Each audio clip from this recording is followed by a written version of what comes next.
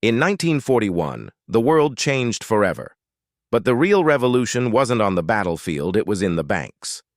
Most people believe the 1940s were just about war. But for America, it was the birth of a global financial empire.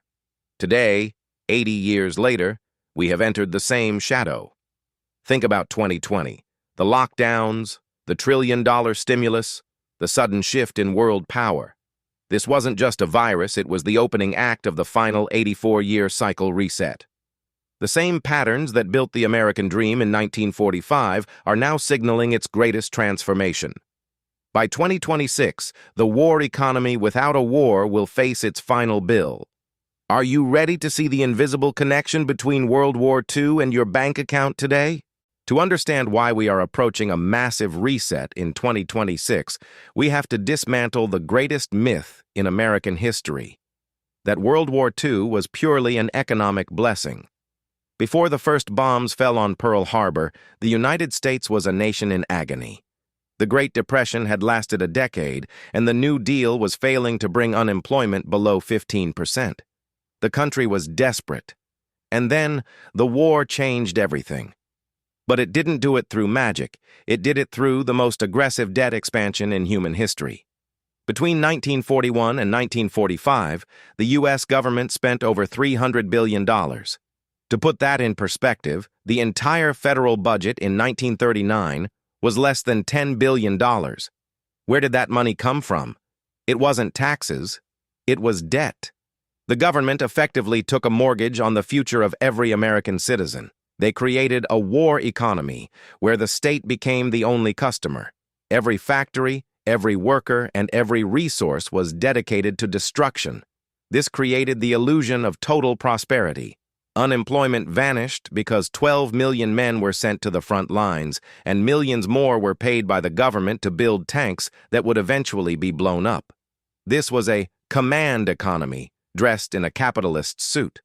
The GDP numbers looked spectacular, but the quality of life for the average person was actually restricted by rationing of meat, gasoline, and tires. Yet, this era cemented a dangerous idea in the minds of policymakers, that infinite spending can solve any crisis. By the end of the war, the U.S. national debt had surged by over 600%. We didn't earn our way out of the Depression. We borrowed our way out. The real genius and the real trap was that in 1945, the U.S. owned 80% of the world's hard gold reserves. We were the only ones left standing with a functional industry. This allowed us to hide the massive debt of the 1940s under a mountain of global exports. But today, the situation is reversed.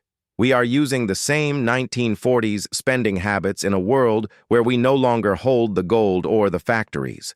The war boom was a one-time miracle that we've been trying to replicate for 80 years, and the clock has finally run out. Now let's look at why your observation about the year 2020 is the most critical piece of the puzzle.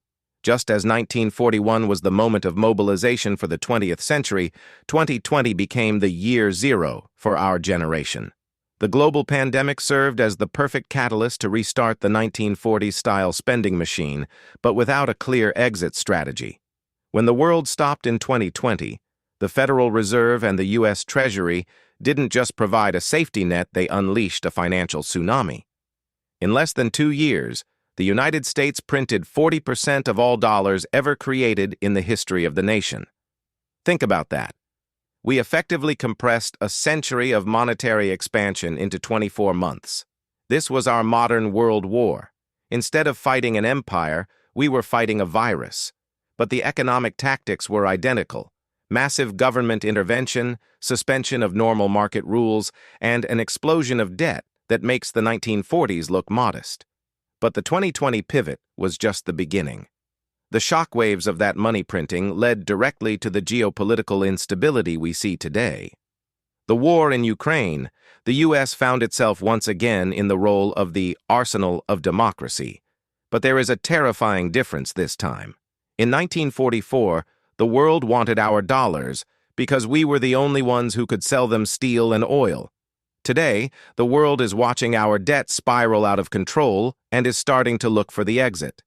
From 2020 to 2024, We have seen the fastest rise in interest rates in 40 years, an inflation crisis that destroyed the middle class's purchasing power, and a banking system that is propped up by emergency backstops. We are living in a war economy during a time of nominal peace. The supply chain disruptions that began in 2020 weren't temporary glitches, they were the first cracks in an 80-year-old global order. We are repeating the 1940s cycle of spend at all costs, but we are doing it with an empty vault and a divided nation. The momentum that started in 2020 is accelerating, heading straight toward the 2026 brick wall.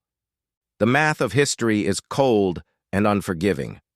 If we accept that 2020 was our generation's 1941, the moment of total systemic shock, then the 84-year cycle tells us exactly where we are going.